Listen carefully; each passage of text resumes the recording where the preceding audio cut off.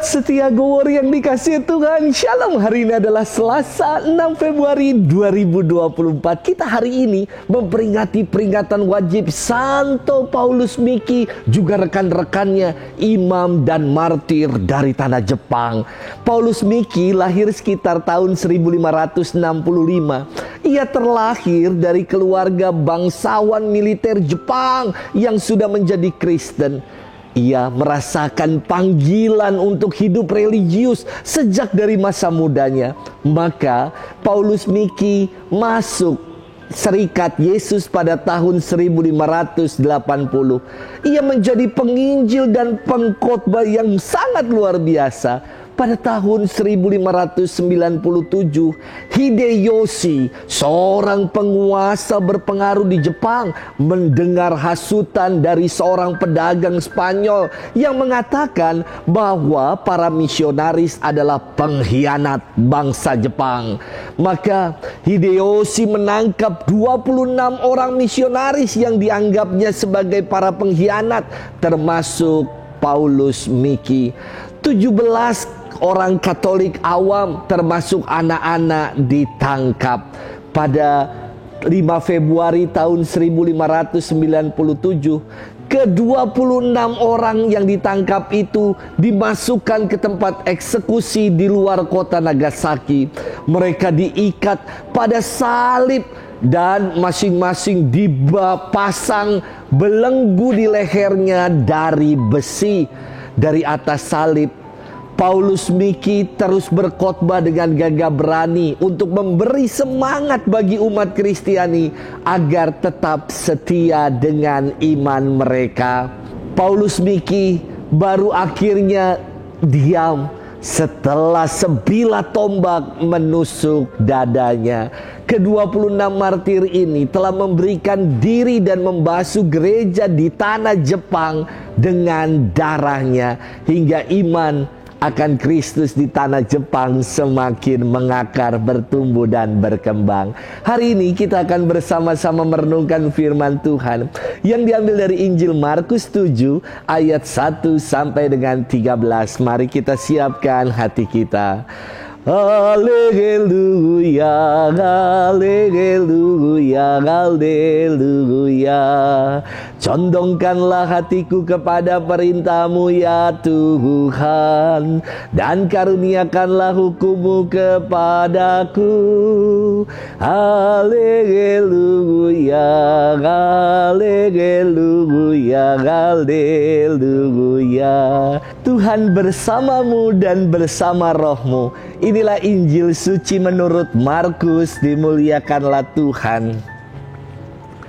Pada suatu hari, serombongan orang Farisi dan beberapa ahli Taurat dari Yerusalem datang menemui Yesus.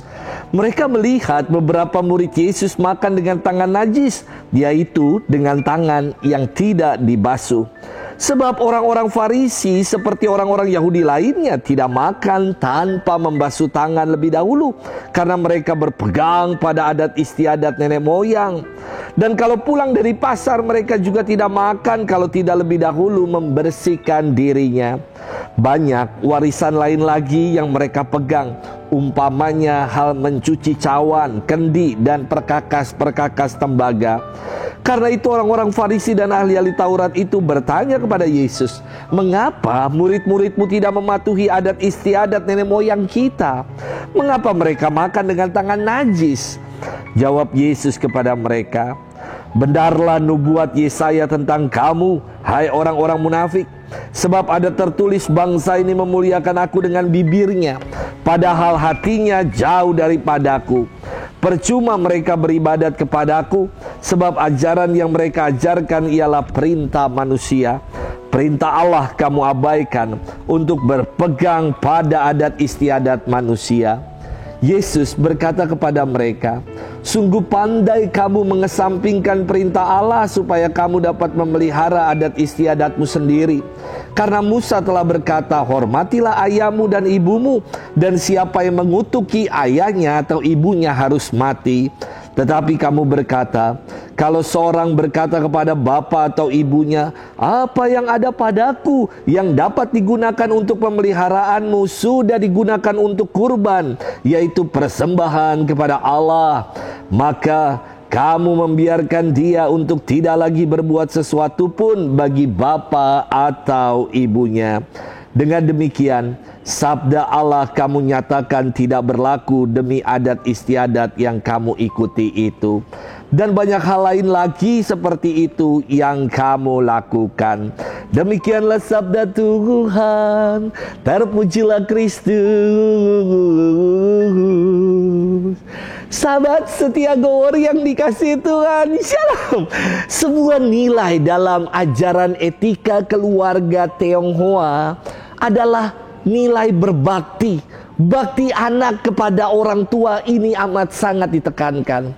Maka aksara bakti, xiao, dalam tulisan Mandarin itu digambarkan seperti seorang anak yang sedang menggendong orang tuanya. Bakti. Wah, istimewa sekali. Saya bersyukur sekali menjadi seorang berketurunan Tionghoa sekaligus menjadi beriman Katolik. Karena apa? Karena saya tidak memilih untuk dilahirkan di Indonesia yang sekaligus saya berbudaya Tionghoa. Tetapi saudara-saudari, berkat baptisan saya diangkat untuk menjadi pengikut Kristus.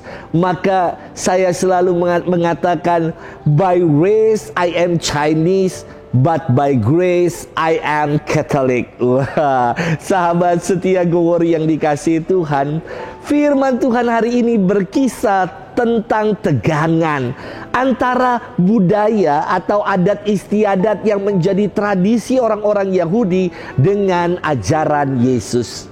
Tegangan itu muncul manakala para murid Yesus makan dengan tangan najis, yakni tanpa membasuh tangan lebih dahulu.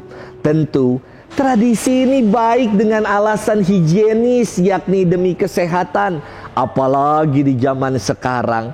Lantas mengapa Yesus mengkritik mereka dengan mengutip nubuat Nabi Yesaya yang mengatakan, hai orang-orang munafik, benarlah nubuat Yesaya tentang kamu bahwa bangsa ini memuliakan aku dengan bibirnya, padahal hatinya jauh daripadaku. Yang dikritik oleh Yesus adalah karena mereka berlaku munafik. Urusan cuci tangan mereka persoalkan, sementara ajaran Allah yang utama mereka abaikan. Maka Yesus berkata, perintah Allah kamu abaikan untuk berpegang teguh pada adat istiadat manusia. Perintah apa yang mereka abaikan? Yesus menjelaskan perihal perintah untuk menghormati orang tua. Sahabat setia Gowor yang dikasihi Tuhan, apa sih kaitan antara ketaatan pada Allah dengan hormat kepada orang tua? Saya kira kaitannya begini. Orang tua adalah penghantar kehidupan, ingin menyadarkan kita untuk mengakui Allah sebagai pencipta kehidupan. Kaitan berikutnya adalah ungkapan syukur atas kelahiran kita, diungkapkan dengan sikap hormat, sikap bakti kita kepada orang tua. Maka jelas kaitannya, kita juga diminta untuk berbakti dan menghormati Allah sebagai pencipta kehidupan. Ajaran Musa yang termaktub dalam 10 perintah Allah, yakni perintah yang keempat, mengajak kita untuk menghormati orang tua sebagai ungkapan syukur dan pujian kepada Allah sang pemberi hidup. Jadi jangan jadi pribadi yang receh dengan sibuk ngurusin perintilan-perintilan seperti aturan cuci tangan, cuci perkakas, tembaga, cuci piring. Daripada seperti itu, lebih baik jadilah pribadi yang arif, yang mau mengupayakan dan melaksanakan kehendak Allah dalam hidup. Salah satunya adalah hormatilah, berbaktilah kepada orang tua. Semoga kita mau mengupayakan itu dalam hidup. Selamat bermenung dan Tuhan memberkati kita selalu. Dalam nama Bapa dan Putra dan Roh Kudus. Amin.